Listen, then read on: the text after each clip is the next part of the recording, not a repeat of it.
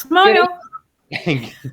Smile indeed. Good evening and welcome to the brand new, revamped and expanded UK Crime Book Club pub quiz. Just not in a pub, in a seedy hotel room at the minute for me, with me, Ben Bruce. And look, it's not just me. I've got two fantastic guests with me. Hello there. Hello. Listen, before we get on to the formal introductions, I'll just give everyone a couple more minutes to log on because sometimes we get some latecomers to the party. And we'll give them a chance to all get in there and see what's happening. And then I'll bring everyone up to speed with who you are. So apologies here that there's going to be this awful little bit of waffly preamble where it seems like I'm talking solely for the sake of that killing time. And I am. That should do it. Right, so as I said, you might have noticed that I'm not alone this week, which is great news for those of you who couldn't handle an hour of me talking into the void any longer. I get it, I really do. Shall we introduce our guests? First up, I'm delighted to say I'm joined by Elizabeth Hill, the author of Killing the Girl. Elizabeth, member authors here in the group, and kindly volunteered to be on the first iteration of our new quiz. Elizabeth, any regrets? Yeah. Just a few, because I'm hopeless at quizzes, but I'm mad, so that makes up for it. That certainly helps, doesn't it? And being hopeless at quizzes, that does allow me a nice segue into introducing our other guest, quizzer. Those of you familiar with the Eggheads may recognise her, of course, as Lisa Thiel, one of the many brains standing in the way of the prize pot for the contestants. Lisa, welcome to our quiz. Thank you for being here. How are you feeling today? I am not at all bad. Thank you for asking. Excellent stuff. And yes, for our regular viewers, of course, there is a slight format change. So I'm going to run through how things work for both my guests and for those of you who are watching at home. This is a quiz, after all, just for fun, which is a good thing. So you'll be playing along at home with your pen and paper or chalk or board or whatever it is you're using. You'll be writing the questions down as we go, as will our two quizzes on the screen. At the end of each round, me and the quizzes will go through the answers. You'll be able to mark your own at home. No cheating. It's only for pride. And at the end, if you want to share your scores, you're more than welcome to. And if you don't, please don't. That's absolutely fine. I am just going to quickly try and get something up on my screen here that I can see the quiz itself on Facebook, but I can't. I don't know why. That's annoying. Watch live. There we go. Perfect. So hello to everyone in the chat as well. I can see a couple of old faces there, so that's good to see. Right, excellent. If you've any questions as well for me or the contestants, do shout them out into the feed, and I'll do my best to ask them if I can. I've got a couple of questions of my own to go through with our guests as we go, not just the ones on the quiz. So that'll be an interesting thing. But for now, shall we begin with our first round, everyone? Yeah. There was a good pregnant pause there. I enjoyed that. Right then. Round one is books. I mean, if you weren't expecting a books round in a quiz run by a book group, God help. Yes, 5 questions coming up on books here. Always helps, of course, if you read the UK Crime Book Club newsletter, as one or two of the questions come from the information contained within. Yeah, it's a terrible bit of captive marketing going on there. Not ashamed, although I should be, of course. Not ashamed, although I should be, is also the title of my autobiography. I did forward the questionnaire, the newsletter to our two contestants, so they have a bit of a fighting chance going on. So let's should get cracking, shall we? With question 1. Once There Was a Bear is a recently announced prequel book about which beloved children's character? No shouting out in the chat. Just write it down on your pen and paper. This man has no shame. Can you repeat that? My feed went. Of course I can. Once There Was a Bear is a recently announced prequel book about which beloved children's character?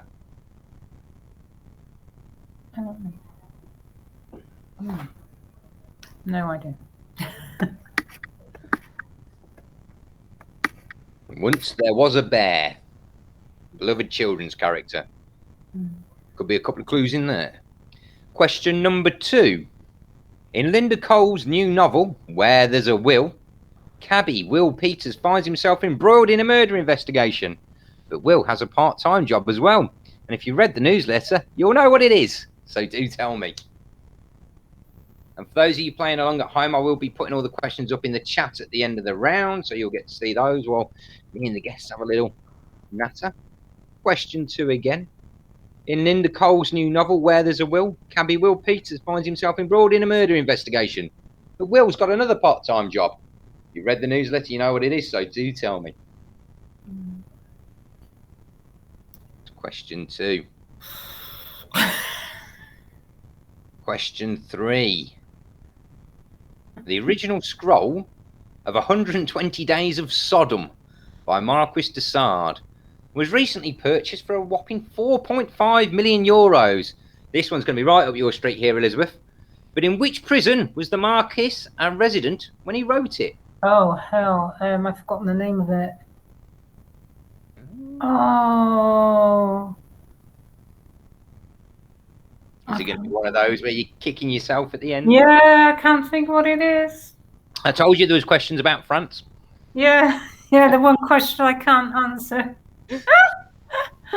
Just to repeat that, question number 3, if anyone's missed it. The original scroll of 120 Days of Sodom by Marquis de Sade, or Marquis de Sade, was recently purchased for a whopping 4.5 million euros. And he wrote it Which in... prison was the Marquis a resident when he wrote it? No. Is it the one in Les Mis?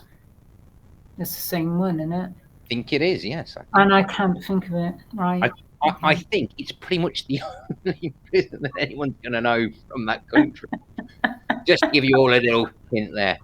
Question 4. Kill Chase by M.K. Farrer is out this month and is the first in a new series of books featuring D.I. Ryan Chase. What was the name of the main character of her previous series? It features in 7 books, including The Eye Thief and The Artisan. Again, maybe if you read the old newsletter, I didn't read it all. you'd be all good.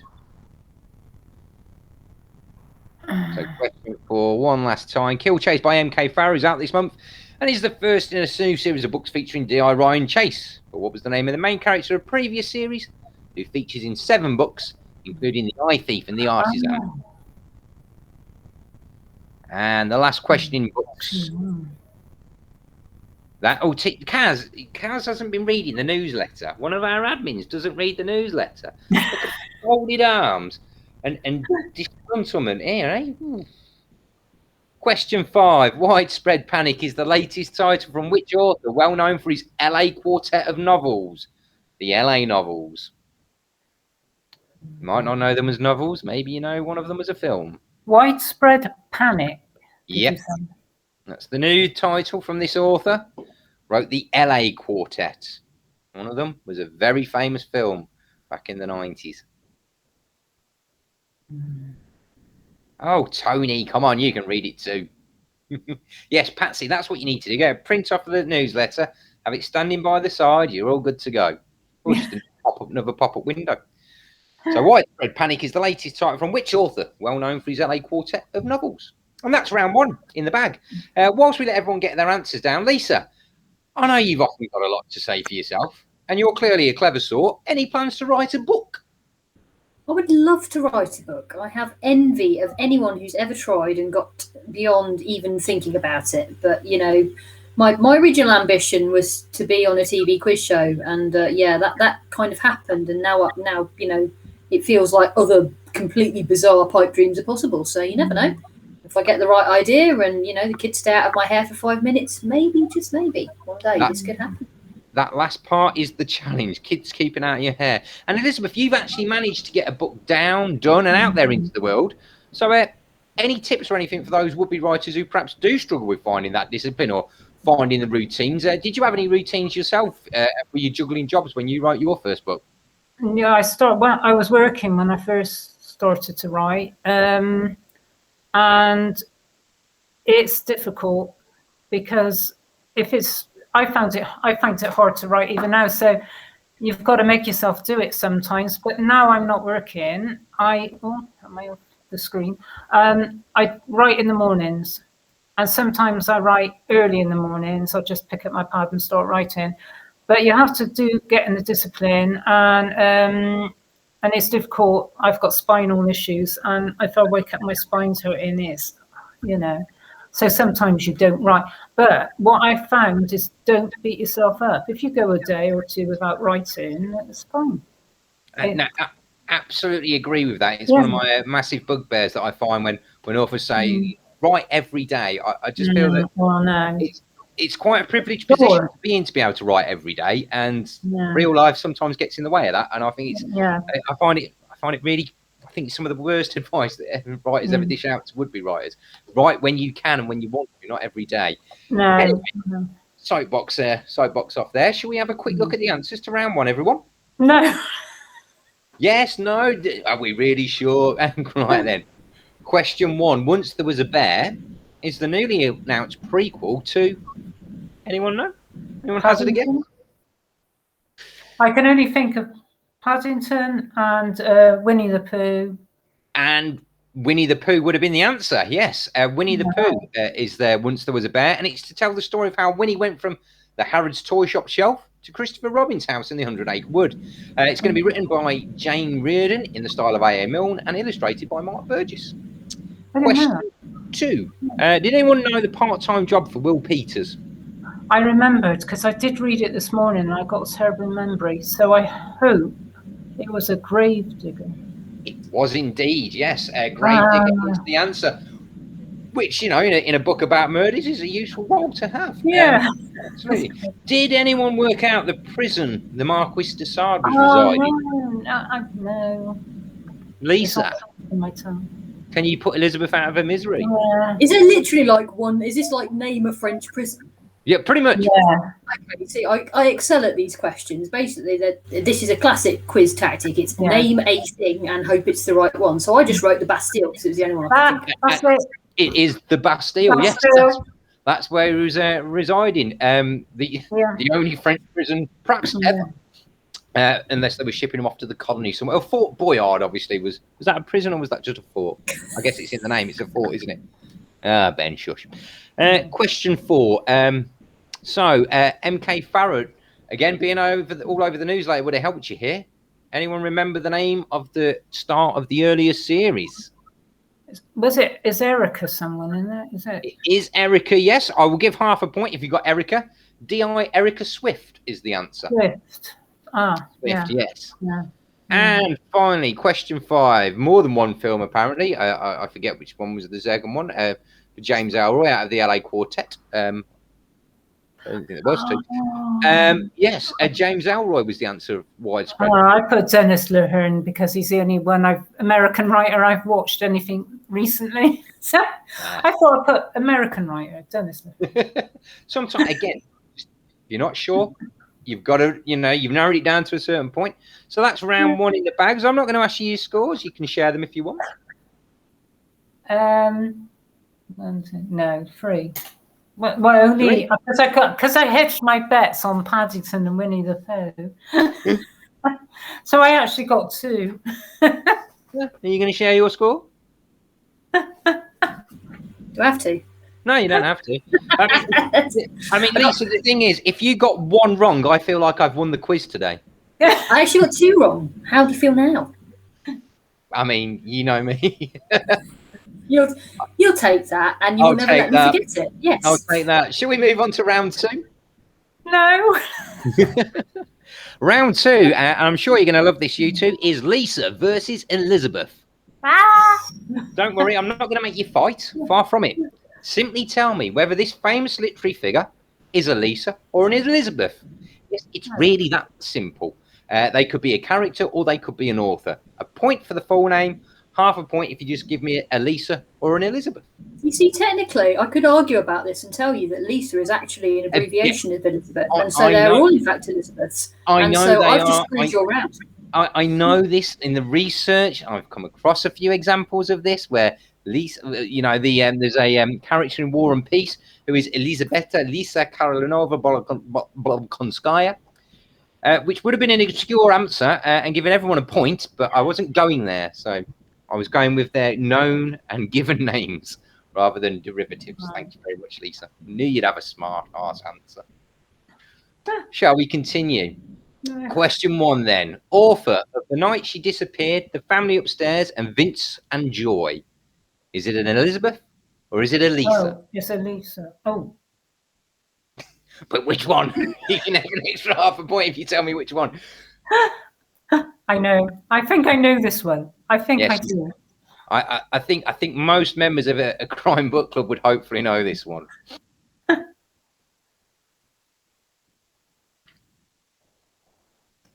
Question number 1 again. Author of The Night She Disappeared and The Family Upstairs and Vincent Joy. Lisa or Elizabeth? Maybe we already know. Question number 2. Eat, Pray, Love, the memoir, which became a film, was originally penned by who? Oh, God, I was looking at that the other day and I've forgotten her name.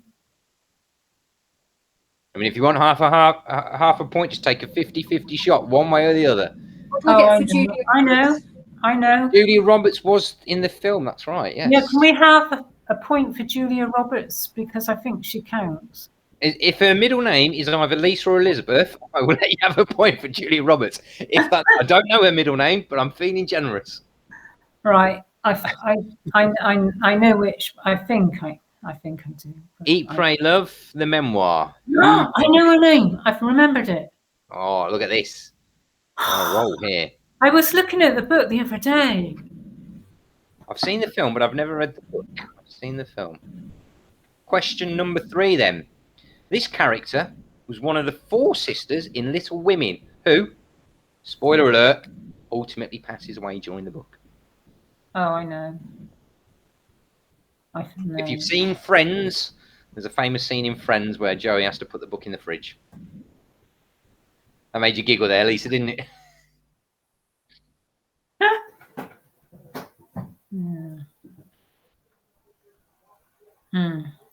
So question 3 again. This character is one of the 4 sisters in Little Women who, spoiler alert, ultimately passes away during the book.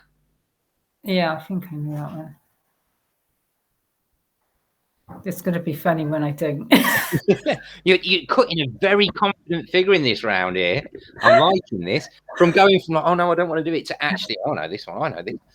Absolutely charging up the score charts. Question 4. Okay, then this American neuroscientist, don't worry, it gets easier, wrote the novel Still Alice about a professor living with early onset Alzheimer's. I've got that book. I love the film. I've seen it. Stars Julianne Moore. And her name is, I can't remember. And I have the book. Oh.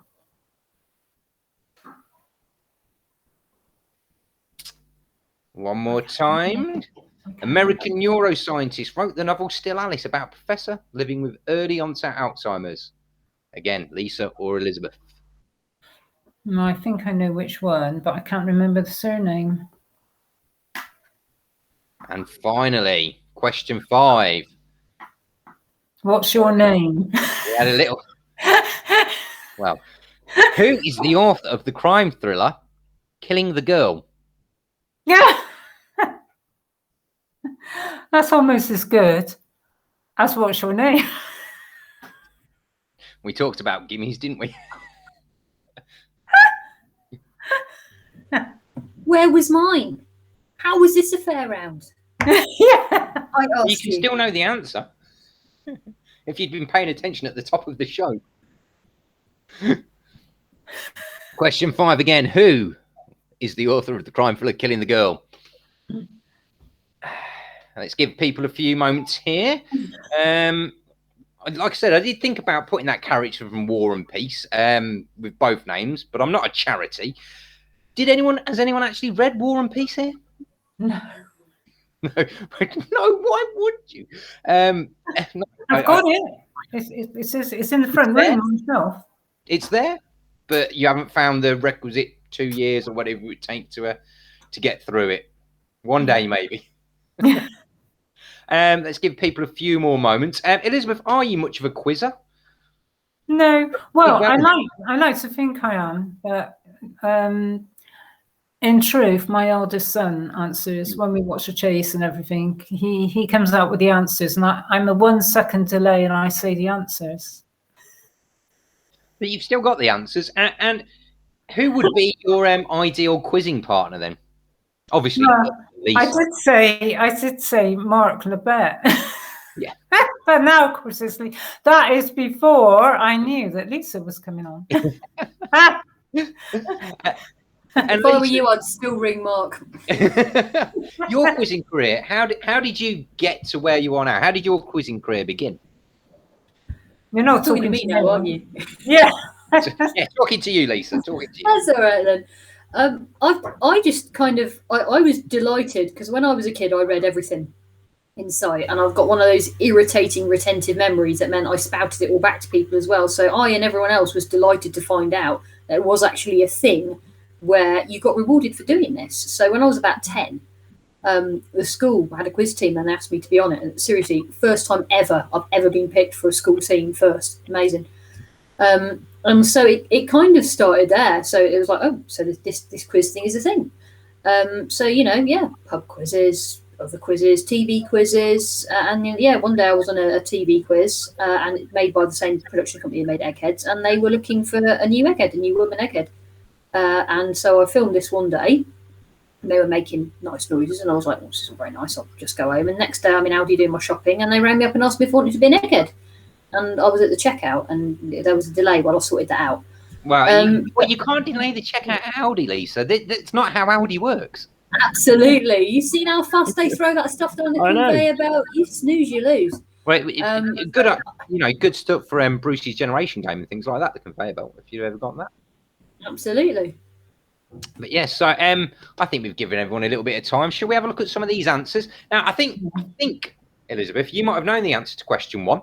The night she disappeared watching you, the family upstairs, who was the author? Lisa Jewell. Absolutely. So Lisa Jewell was number 1. Yeah. Did we work out who was the author of Eat, Pray, Love? Yep. Go for it. Elizabeth Gilbert. Excellent stuff. That's 2 out of 2. The sister in Little Women who passes away is anyone? Lisa March. She's Elizabeth March. Elizabeth. Yeah, you know what? My maiden name's Marsh. Elizabeth Marsh. Yeah, it's not Lisa Marsh. It's idiot. Yeah, it's Elizabeth. which is of course. I should have known that. Yeah. Question 4: the author of Still Alice. Did you get the name? Anyone? I think she was an Elizabeth, but I can't remember. She was Lisa Genova. Academy Award winning for it's a self-published novel to begin with. Still Alice, believe it or not. Then it got published and then became an Academy Award winning film, which gives me a little bit of a hope for the future, maybe one day. Yeah, I got this. Finally, I'm going to go to Lisa here. What was the answer to question 5? The author of Killing the Girl. Now, it was on the tip of my tongue, and I decided to go with an Elizabeth. I'm kidding. Elizabeth Hill, everyone. Exactly, and it's almost like that made that a question so that we could segue ourselves nicely into taking a minute to talk about the book a little bit here, Elizabeth. So please, tell me about Killing the Girl. What's it all about? Get rid of that. Well, it started as an idea years and years ago. I live in South Bristol. And they were going to put a ring road through, which I thought they were coming through Dundry Hill. I'm going to come the other side of Dundry and into Bristol. And I was thinking one day, well, what would happen if they had to buy a house up there and somebody, because it's very quiet. I used to spend misspent youth up in Dundry on the farm, and somebody buried a body up there. And that was years and years ago. And then I became very interested in writing about women that kill, because I think there's far too many books about men that kill. And I was getting a little bit bored with all these books about men killing. So I thought, let's do women that kill. So I decided it had to be a woman that killed a man and buried him in her garden. And then years later, because the plan for the ring road started, I think, in the 70s. But it's only just being done now. So I thought, 40 years or something, she's going to be found out. So she's now my age, old, and she's going to be found out because they've compulsory purchased her house, and buried in the orchard is her boyfriend. And what is she going to do about it? So that was the premise. And I just basically, I read when I was learning, I read a book by James Scott. James Scott, I've forgotten his name. Plot and Structure, and it said put your character up a tree and throw rocks at them. Yeah. So I had my character Carol, and I had her meet her boyfriend, and I just threw rocks at everything to destroy the relationship, to see how far she will go, because she was so in love with him. Would she cotton on that he wasn't the man for her? But she was so, and of course in 1970 women had a different outlook on life. There was more towards marriage, not careers, and so there was this ideal of getting married and having children and having a nice house and a family, and and she had this idea that she would have this with Frankie, and of course he had different ideas. So there's a story up to why and how she killed him, and then there's a story of what she's gonna do, because they find him. Excellent. And I won't ask for any spoilers about what happens. I will instead insist that those of you who've had your appetite whetted by that, go out and get hold of a copy of the book. It's on Amazon, isn't it, Elizabeth? Yeah, it's on Amazon. It's going to be on Countdown, reduced to 99p, the ebook, between the 6th and the 12th of August. Then absolutely no excuses, folks. For 99 pence, get out there and pick it up. Or get it before then and pay the full price for it, because I'm sure it's not that much. So, it's not, because I'm an unknown author. It's only $1.99 because nobody knows me. So, well, hopefully everyone's in there now. Had that little moment, and hopefully that's whetted some appetites. Excellent. I think we're about to move on to round 3, which is Bookmanteau. Bookmanteau, for those of you who haven't been here before, is where we take 2 books, and with nice wordy titles, of course, and crash them together like a mad geneticist creating a hybrid of untold literature's power, only to be ultimately consumed by our own creation as it breaks free of its shackles and escapes into an unsuspecting world. Or we just mess with the titles and the plots, and it's kind of a little bit funny, and you have to tell me who the authors are. So to explain that a bit clearly, I will give you the new title made up of 2 old titles, with a new blurb made up of the old blurbs. And all you have to do is tell me who wrote the 2 originals. There's a point on offer for each author. So you only need to know one. Hopefully that makes sense. And my brain is scrambled, but go on. With question 1, I'd like you to tell me the 2 original authors whose works we have combined here to create 20,000 Leagues Under the Abbey.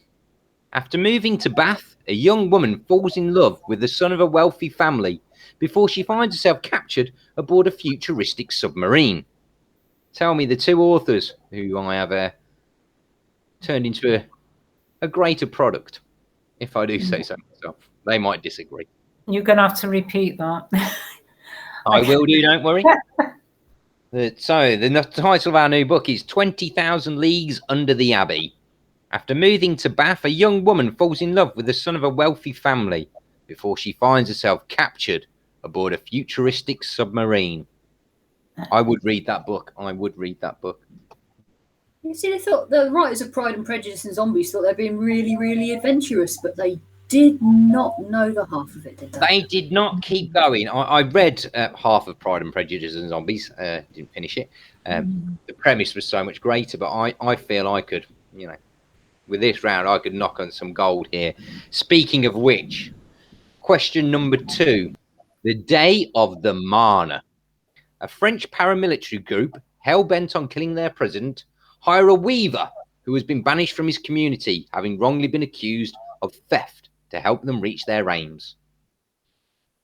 So what 2 authors have had their work improved? Or I will tell you for free that one of those is a very, very good quizzer. They've been on Eggheads. So there you go. One of them. Well, I know which one it is, because the other one won't have been. That would be a stretch. I really should have seen the other one coming, mind you. Yeah, well, obviously.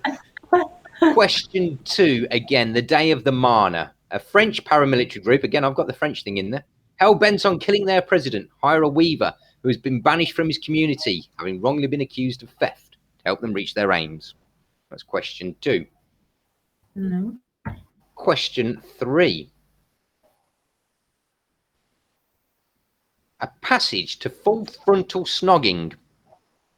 2 British women head to India during the independent movements of the 1920s, hoping to snare the attentions of Robbie the sex god and his brother.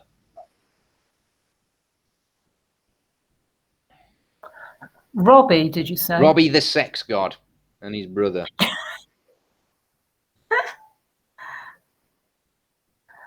I have not a clue. I think I've mixed it up with a different book about snogging, which tells you all you need to know about my bookshelves. God. No. So question 3 again, a passage to full frontal snogging. 2 British women head to India during the independent movements of the 1920s, hoping to snare the attentions of Robbie the sex god and his brother. Yes, I'm sure, Patricia, that question 3 has made a very good film of a certain kind of genre, perhaps available only under the counter. Can one of the Facebook users put the answers, please? No, that's cheating. Question 4.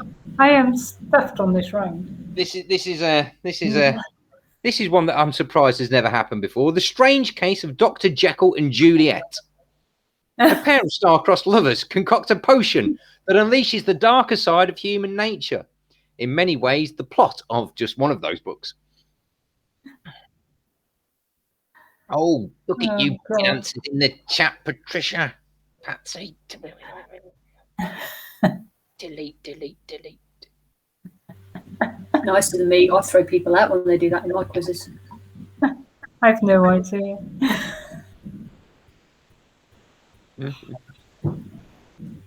Oh. Question number 4 again. The Strange Case of Dr. Jekyll and Juliet. A pair of star-crossed lovers concoct a potion that unleashes the darker side of human nature.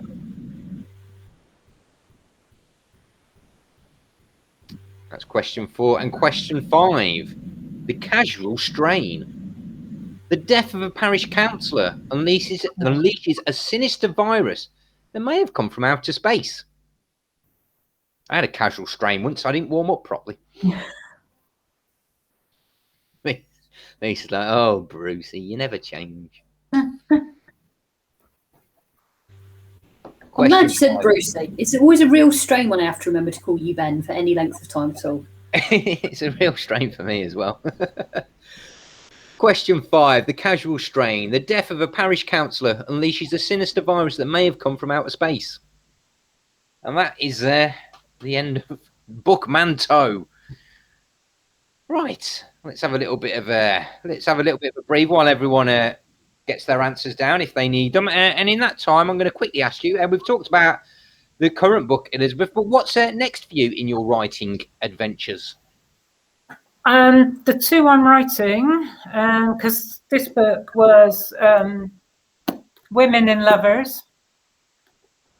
The one I'm writing now is called Killing the Virgin. It's about mothers and daughters. And the other one I'm writing is Killing the Shadow Man. It's about daughters and fathers. But there will be women killing. And I don't know if there will be shadow men or virgins or what.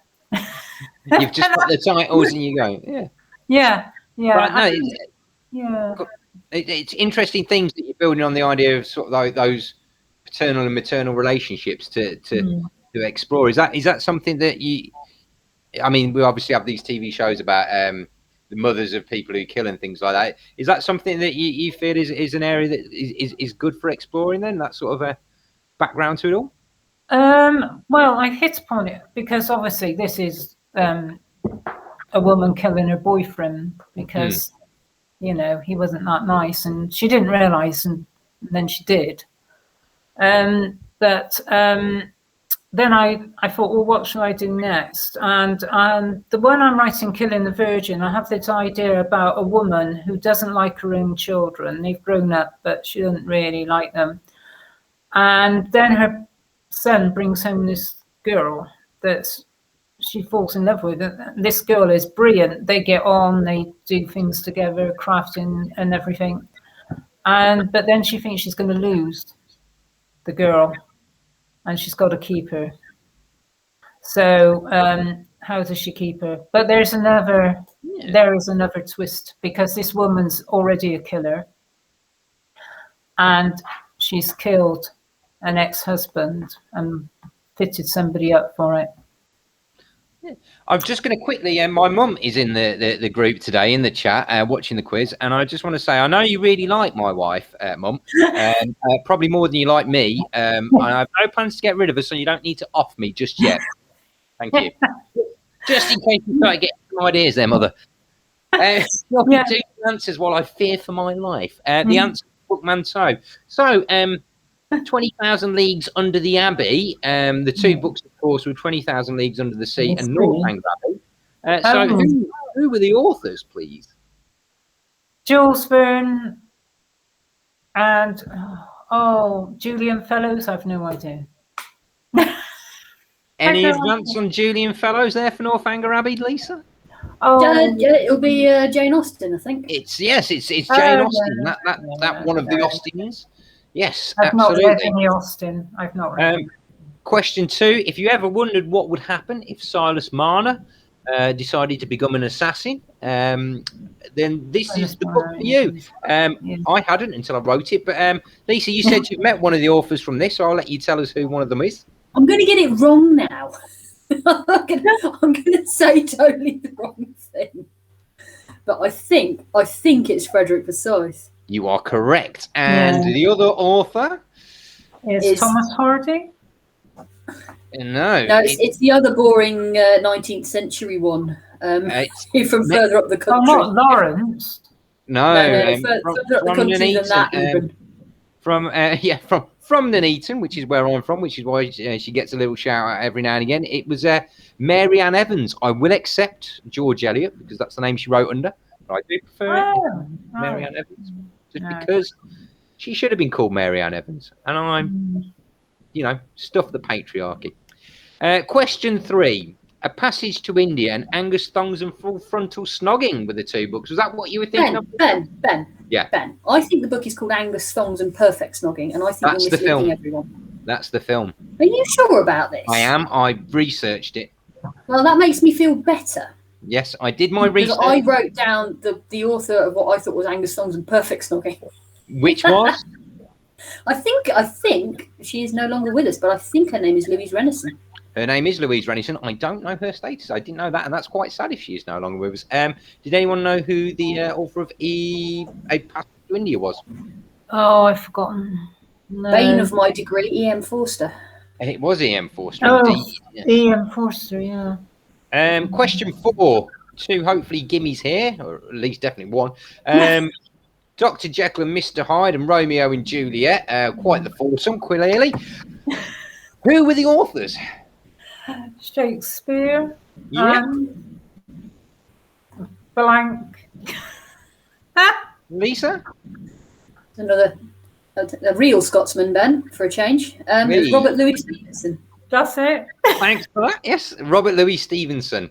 And finally, question 5. We had The Casual Vacancy and The Andromeda Strain, the two books that came lovingly together there.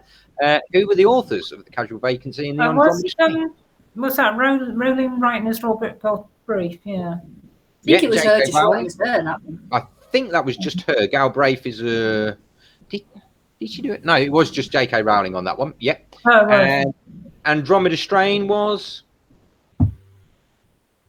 I'm so impressed if I get this. Godfather of science fiction, of course, Michael Crichton. There you go. The Andromeda Strain, of course, went on to become a movie, a very enjoyable one at that.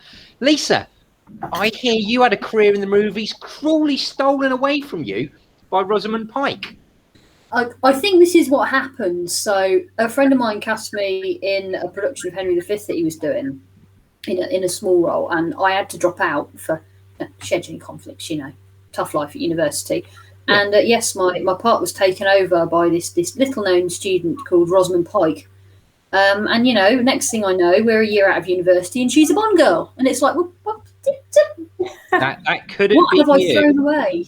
That could have been you. That's awful. Absolutely. Although, frankly, Die Another Day is, not necessarily a Bond film I would have chosen to appear in. So perhaps Lucky Escape. What Bond film would you have chosen to appear in? Then now you've set that one up for me. Well, you see, do I have to be Bond girl in this film? No, you can be. Otherwise... You can just be. You can be. I'm not going to, Well, suggest the role. I don't know. I'd probably pick Doctor No just for like the underwater lair because it's cool. Yep. But then is it it's Live and Let Die, isn't it? The one that's like all the voodoo and the cool stuff. Yeah. That one. That's what I'd choose. Both for Live and Let Die. It's a good choice. Yeah. James Moore, Roger Moore. A very good choice indeed. I've never thought about what Bond film I would be in. I couldn't give you an answer. I would stick out like a sore thumb.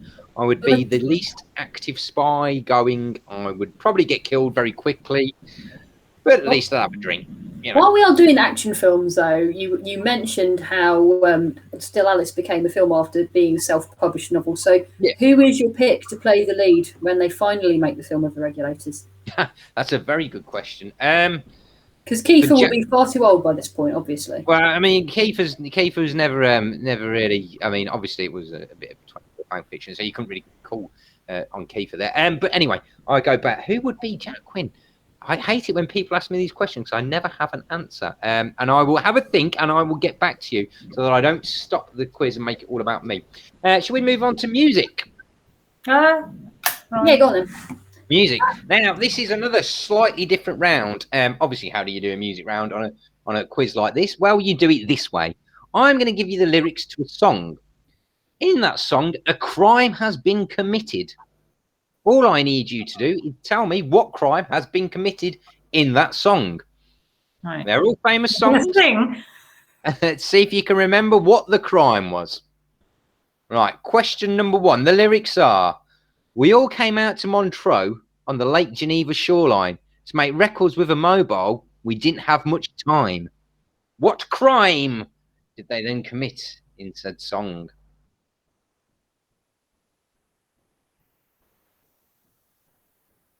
Surely Ben could play the lead role himself. Not quite the action man physique here, whoever said that, but thank you kindly. You've seen Tom Cruise. You must be able to look him in the eye. I could look him in the eye, but he's in a little bit better shape than me. I'm trying to catch him up, but I'm not there yet. Question 1 again. We all came out to Montreux on the Lake Geneva shoreline to make records with a mobile. We didn't have much time. What is the name of what is the crime that is committed in that I don't know the name. I'm guessing on the crime. If you know the name, I think you could probably have a good old guess at the crime. No. Question 2. Here we go. Tell me the crime. If all you've got to do today is find peace of mind, come round. You can take a piece of mine. I believe that's a crime against music, that one. Yeah. It is my least favourite. Oh, is it my least favourite? It's one of my... do you know what? I only liked one of their songs, actually. I got the album and I only liked one of their songs. And I own the album, to be fair. I like more than one, so I'm probably in the glass house here.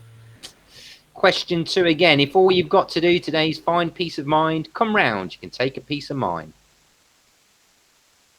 And I've thought of my answer for who would play Jack Quinn. It is Wes Chatham, currently off of The Expanse, because he's awesome, and I kind of man crush on him a little bit. So there you go. There's my answer, and we'll get back to the quiz. Question 3. The devil take your stereo and your record collection. The way you look, you'll qualify for next year's old age pension. Yay, that's me. No idea. If it was written after 1970, I don't know. It's only just after the 70s, this one. There's a little clue for you. Well, I had 2 children in the 80s, and music, I didn't think it was there.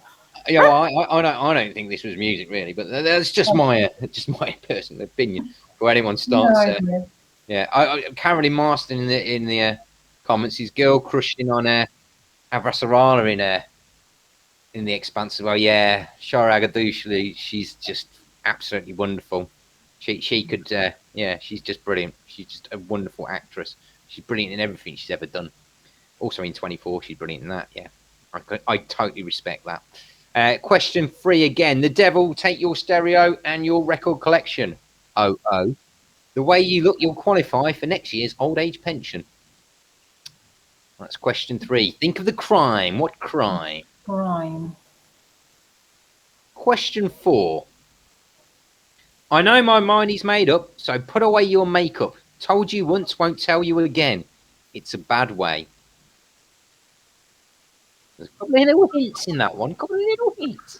It's trying to find lyrics that give you a hint to the crime without actually telling you the crime. And Right. I don't think many songwriters, when they were thinking about their songs, thought about how in 30, 40, 50 years' time, a man in a hotel room would be trying to make a quiz out of them. So I would like to make a request to all future songwriters to be a little bit more, throw some more metaphor, Yeah. a bit more subtle, just for me in the future. Thank you. Right. So Question 4 again. again, then something about. I know my mind is made up, so put away your makeup. Told you once, won't tell you again. It's a bad way. See, I think you've made that hard for yourself because you could have picked another song by the same band with a more obvious crime in it. I'm going to be honest. My knowledge of that band isn't that great because I don't like him. But there we go. Question 5. If you think you're getting away, Right. I will prove you wrong. I'll take you all the way, boy. Just come along. Hear me when I say, hey. Actually, 2 crimes in this song, but I'm only thinking of the one. My top of my Christmas list, by the way, is now a Ben Bruce spoken word album, a la William Shatner. That would just be It could sensational. happen. It could happen. Crime-related songs. Get your requests in now. Yes. Well, that's it. This could happen. Question 5 again. If you think you're getting away, I will prove you wrong. I'll take you all the way, boy. Just come along. Hear me when I say, hey. And it's actually, I mean, for all the banality of some of those lyrics there, it's actually quite a cool song. I quite enjoy that one. No. Is it my favourite out of all 5? Maybe. No. One is anyway. Talking of crimes, one thing you're going to need if you're a criminal is someone to argue for you in court, and I believe that's something you've done, Elizabeth. Does that feed into your writing in any way, your legal background? No. Law is boring. What sort of law was it you would have been arguing? Debt recovery. Debt. They changed in I don't know when they started. 1999. They brought in the civil procedure rules under the Lord Wolfe reforms, and I was working with a private firm, and I had to learn because before then it was all arbitration. Then I'm boring you. They brought in all this system of new process in the courts, and I knew it.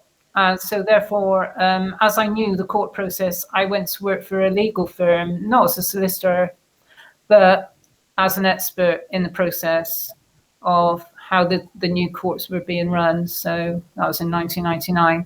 So that's how I got into legal. I was what they call a fee earner. I earned fees for the company on my knowledge. So yeah. If you want to Google civil procedure rules and look and think of me, because I used to know those rules. Have you evacuated that from your mind now? Have you made more space? Well, strangely enough, if I look at them again, I do know them. I know if one process is started, it leads to the next. I still know all that, and of course I did take law. I have got A-level law, so I know the basis of a contract, and of course I'm a professional in finance, so I know I was the first year to take laws on credit cards, exams on credit cards. So, and I worked in credit cards for 9 years, so I know finance, and I know the basics of contracts. So once you know all that, and of course I've been credit management, and yeah, I mean in law, I mean when you study law, you just want to bang your head against the wall. Yeah, I also did I did my A-level law, and I did. Oh, I got a letter in it. I won't say. And I've also watched a lot of Judge Judy. So if anyone needs me as a fee winner, good luck to you. But I've watched a lot of Judge Judy. I can offer my help. Shall we get some answers for round the music round? That's round 4, is it? Round 4. Let's get some answers. Question 1. Does anyone know the song, first of all? Anyone want to hazard a guess? no. Lisa? I know what they were doing. I think it's Smoke on the Water. It is Smoke on the Water, yes. And does anyone, therefore, what is the crime? I was kind of assuming arson. It is arson, yes. The burning down of the casino at Montreux during the Frank Zappa gig when someone lit off a flare gun inside the venue. Yes, arson was the answer there. I put stealing alcohol. No, unfortunately not. It was arson, that one. That's what we need to do. Right, okay. Well, you know, I'm sure we've all got slight criminal backgrounds. Do you want to confess away, Elizabeth? Question 2. Anyone, first of all, want to tell me the song? I know what they did. What did they do? What? The crime was a frontal lobotomy. It does feel like they may have had one. You know, they're feeling. It does sound like they're feeling very mellow. No, Lisa, do you know the crime? It's road rage, or as they call it in the song, it's road rage, I believe. Yeah, it is indeed. From that mellow, very mellow opening, believe it or not, there was a crime committed. It was road rage, and it was all over the front page. And I've been watching that show that's on Channel 5 at the moment, where they're recapping all the music of the 90s every Friday night, and they played that, and I got to remember just how much I didn't like that song. Speaking of songs I'm not a big fan of, question 3, tricky one here. Can anyone tell me the song first before we think about the crime? I know the crime to this one as well. I don't know the song. Lisa, any guess on the song? Nah, totally stuck on this one. The song is Stand and Deliver by Adam and the Ants. Oh. Crime would be... Getting old, I put. Getting old, obviously, because... Talking about the pension, yes. Yeah. The crime was highway robbery. I'll take robbery. I will also accept New Wave as an answer, because that was a heinous crime against music. So you can have a point for that as well. Question 4. Anyone know the song? I know somebody knew it in the chat. Somebody alluded to the band. Question 4. The song was Roxanne by the Police. And I know all about crime. And this crime, of course, there was prostitution. Oh, I put smashing up a hotel. Must be something about smashing a hotel up. And question 5. Who knows the song on question 5? Who knows the song on question 5? Lisa, I think you know this one.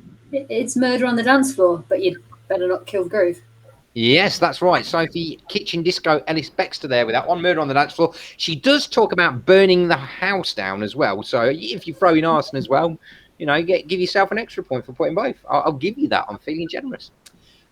Sophie Ellis Bextor recently appeared on The Masked Singer, where she dressed up as an alien. Other costumes on the show include a grandfather clock, a giant sausage, and a Viking, which leads me nicely on to you there, Elizabeth, because I believe you can trace your ancestry back all the way to the Vikings. Yeah. Wow. How?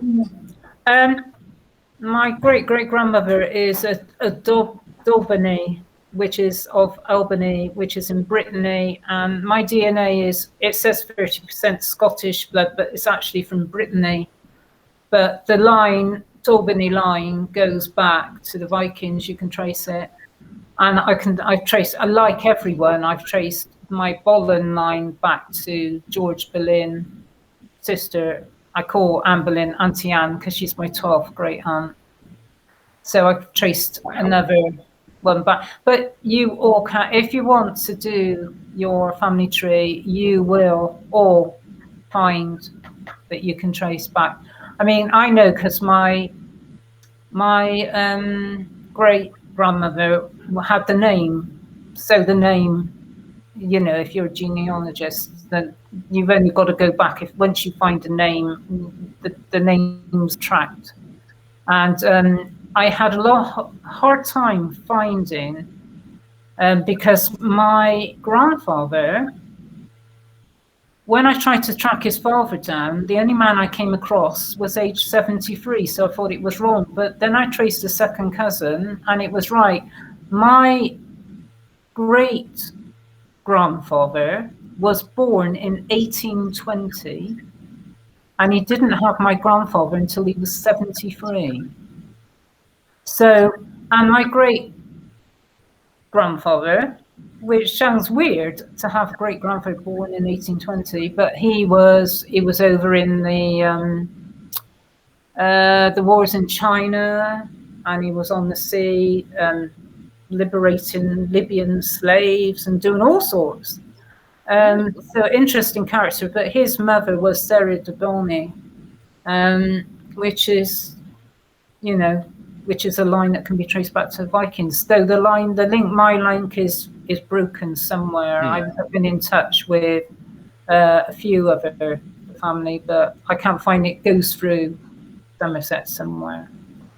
But and Giles Randolph has put the de Bonny name in the middle of his name. He goes sometimes because he's one as well, one of us. Oh, that's fascinating, yeah. And Lisa, any family hidden gems that we should be aware of on your side of the screen? It all gets a little bit weird with my family. My mother-in-law's a pretty keen genealogist. I think she's gone back to the 1600s on my husband's side. But in my family, you get stuck after about 2 generations because at least 3 of my 4 grandparents have got like proper murky pasts. So yeah, my grandma's parents, and my grandma was Chinese, and both her parents died when she was very young, so we've no way of kind of tracing what happened to them. My grandfather was illegitimate.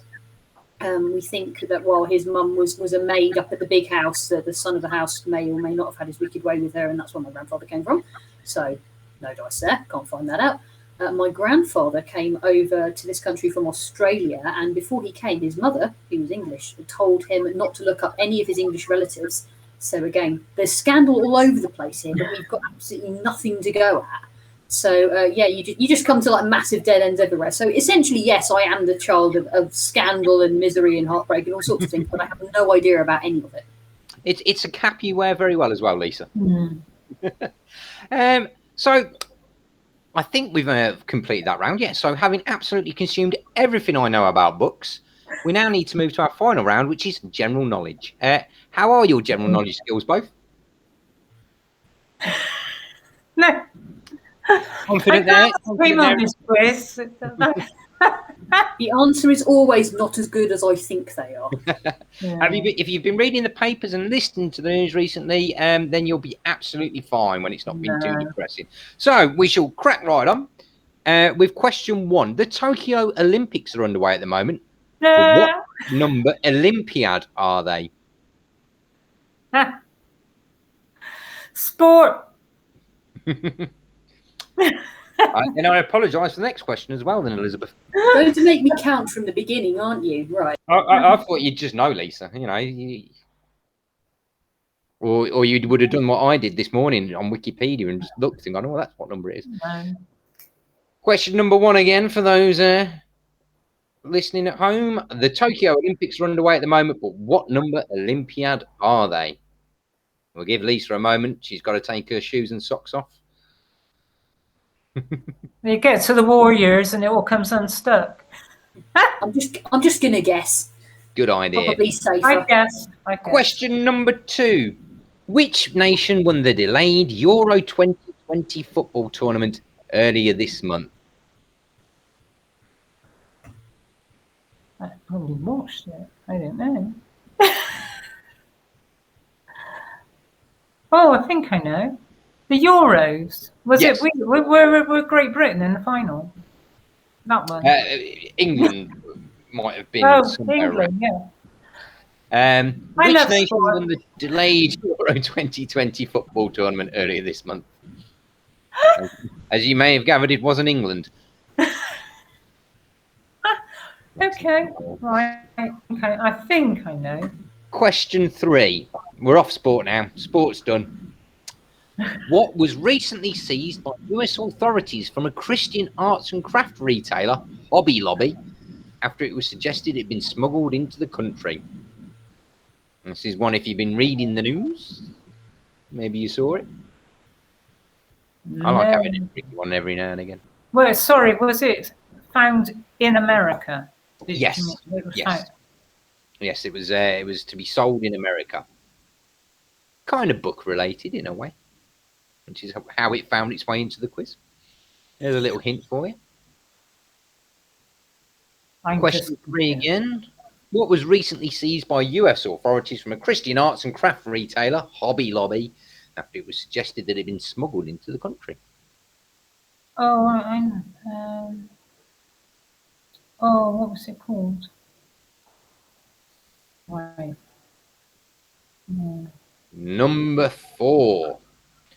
An area of slate mines in which nation has received World Heritage status?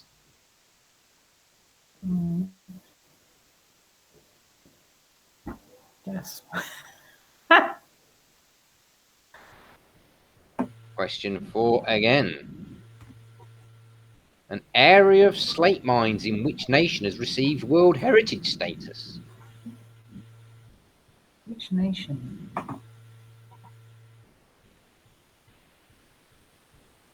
And bringing the whole thing to a juddering halt, a whole host of new emojis were announced by Emojipedia earlier this month, including multiracial handshakes, an empty battery, and a pregnant what? Oh, I know this one. I know one. Lisa's giving it the eyebrows. Question 5 again. A whole host of new emojis were announced by Emojipedia earlier this month, including multiracial handshakes, an empty battery, and a pregnant what? There we go. I mentioned the Olympics earlier there. Elizabeth, I understand you're a bit handy with a rifle. Any chance we might see you one day at the games? Do you know, if I'd have known it was a sport and I'd just taken it when I was younger, I could have done that because I'm quite handy with a rifle, a 12-bore. I used to shoot apples off the tree by the stalks with a 2.2 air rifle. So I'm quite. And I used to go in the dark in the hen house with a torch and an air rifle and shoot rats. Oh, So- right. Yeah. This sounds like the sort of stuff that should be in the books. This is great. Yeah, absolutely. Yeah, I used to stalk foxes, and foxes are very clever because if you stalk them, they will go behind you, and you'll turn around and they're actually stalking you. They come up behind you. They don't tend to have a gun though, which does, you know. No, you've got the advantage, but Yeah. And Lisa, I know you're a bit of an Olympics nut yourself. You were obviously back at Super Sunday back in 2012, as was I. Just dropping that in there because, you know, it's always dropping in there. Are you enjoying the games this year? What I've seen of it, yeah. I haven't watched a huge amount because the problem with having small children in the early mornings is that they tend to demand 100% of your attention.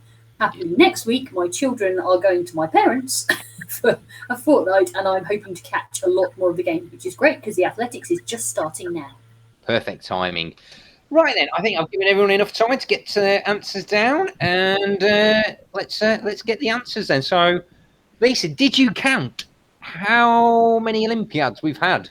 I did count, and I got to 30, but it might be wrong. It is wrong. It's the 32nd. Yeah. oh well, I put. Now you've got to work out which two you missed. Well, I took 2 out from the 40s. I don't know whether they had like Olympiads then. 32 is what I've got. 32. I was in a hurry when I was counting. I'm pretty sure it's Fair only 3 games, but I could recount it. Anyway, that's fine. The winners of Euro 2020. Anybody? Was it Italy? It was Italy. It did not come home. Yeah. I did actually watch it. There was penalties, weren't there? There was, yes. It's the first time I've actually felt a little bit sad about England not winning, because my little lad, bless him, 6 years old, he cried his heart out at the end, and I actually, even as a Scotsman, felt a little bit of sympathy for him alone, not the rest of them. Question 3, a real tricky one, this one.